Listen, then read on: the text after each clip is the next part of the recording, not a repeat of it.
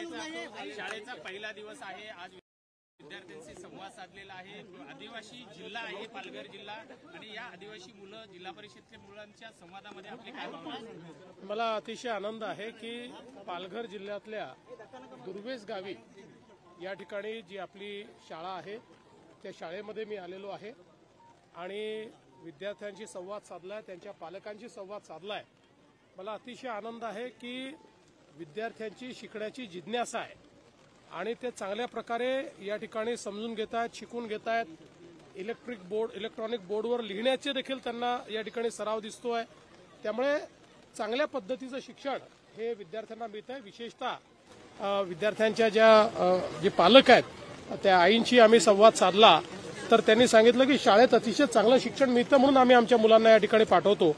आणि आपल्याला माहिती आहे की आपल्या सर्व मुलांना आपण गणवेश असेल किंवा त्या ठिकाणी मध्यान्ह भोजनाची व्यवस्था असेल, सर्व प्रकारचा त्यांचा विकास व्हावा असा आपला प्रयत्न असतो। आणि आज या शाळेच्या प्रवेशाच्या पहिल्या दिवशी संपूर्ण महाराष्ट्रामध्ये वेगवेगळ्या ठिकाणी आमचे सगळे मंत्री, प्रमुख नेते, आमदार हे शाळेमध्ये अशा प्रकारचा कार्यक्रम करतायत, विद्यार्थ्यांचं स्वागत करतायत, जेणेकरून विद्यार्थ्यांमध्ये आणि पालकांमध्ये देखील शिक्षणाच्या प्रती गोडवा तयार व्हावा। दुसऱ्यांदा मुख्यमंत्री झाल्याच्या नंतर पालघर जिल्ह्यात आपण प्रथम आलेला आहेत। वाढवण बंदर मोठ्या प्रमाणामधला इथं विषय आहे। नेमके आजच्या दौऱ्यामधला आपले नेमके कोणते करार आहेत आणि काय ते आता तुम्ही समोर आहातच कार्यक्रमामध्ये, त्यामुळे तुम्हाला दिसेल। पण चांगल्या प्रकारे इथल्या आपला प्रयत्न असा आहे की वाढवण बंदर हे या जिल्ह्याचंच नाही, महाराष्ट्राचं आणि देशाचं चित्र बदलणार आहे। 10 लाख रोजगार तयार करणार आहे। पण या रोजगारामध्ये सर्वाधिक भूमिपुत्रांना फायदा झाला पाहिजे। पालघर जिल्ह्यातल्या माझ्या मासेमारी करणाऱ्या माझ्या आदिवासी बंधूंना हा फायदा झाला पाहिजे, या दृष्टीने हे सगळे करार आहेत। त्यांच्या प्रशिक्षणाचे करार आहेत, त्यांना कॅपॅसिटी बिल्डिंगचे करार आहेत, त्यांच्या स्किल डेव्हलपमेंटचे करार आहेत। हा आपला प्रयत्न आहे। सर, इंद्रायणी पुलासंदर्भातला 10 जून रोजी कंत्राट जे आहे ते देण्यात आलेलं होतं, मात्र काम सुरू झालं नाही आणि त्यामुळे ही सगळी मृत्यू झालेत, अशा प्रकारचं गोष्टी समोर येताना पहिली गोष्ट तर 10 जूनला कंत्राट दिल्यानंतर काम जरी सुरू झालं असतं तरी एवढ्या लवकर तर तो पूल झाला नसता। याच्यामध्ये जिल्हाधिकाऱ्यांनी हा जो पूल आहे हा धोकादायक आहे अशा प्रकारची घोषणा केली होती। गावकऱ्यांनीही तिथे पाटी लावली होती की हा पूल धोकादायक आहे। दुर्दैवाने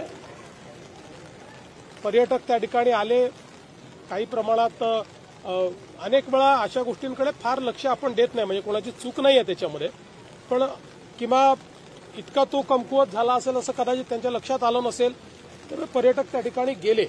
आता यातनं मला असं वाटतं की भविष्याकरता शिकण्यासारख्या गोष्टी आहेत। कारण मी ज्यावेळेस काल कलेक्टरांशी बोललो त्यावेळेस अशा वेगवेगळ्या प्रकारच्या पावसाळ्यात ज्या धोकादायक अशा जागा होतात पण जिथे पर्यटक जातात अशा 500 जागा आहेत त्यांनी मला सांगितलं की ज्याचं नोटिफिकेशन वेगवेगळ्या प्रकार, म्हणजे सगळीकडे पूल आहे असं नाही, काही ठिकाणी पाणी वरपर्यंत येतं, काही ठिकाणी पाण्याचा जो बहाव आहे तो वेगवेगळ्या प्रकारे आहे, त्याचं नोटिफिकेशन काढलं जातं। त्या ठिकाणी काही ठिकाणी पोलीस देखील ठेवले जातात, काही ठिकाणी गावकऱ्यांना देखील इन्व्हॉल्व केलं जातं।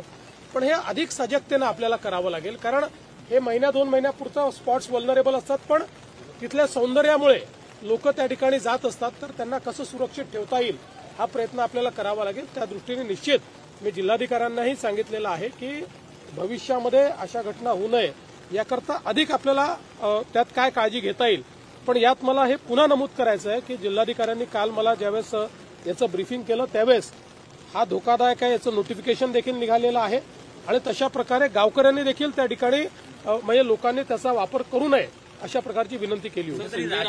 पत्र दाखल रवींद्र चव्हाणांचं की 80,000 रुपये या पुलासाठी मंजूर करण्यात आले आणि त्याच्यावरून आरोप केलेत की जर हे पैसे मंजूर केले तर खर्च का झाला नाही। असं आहे, काही लोक देशाच्या सेनेवर आरोप करतात, देशाच्या शौर्यावर आरोप करतात, त्यांना गल्लीपासून दिल्लीपर्यंत फक्त आरोपाचं पडलं आणि अशा लोकांना उत्तर द्यायला बसलो नाही येते।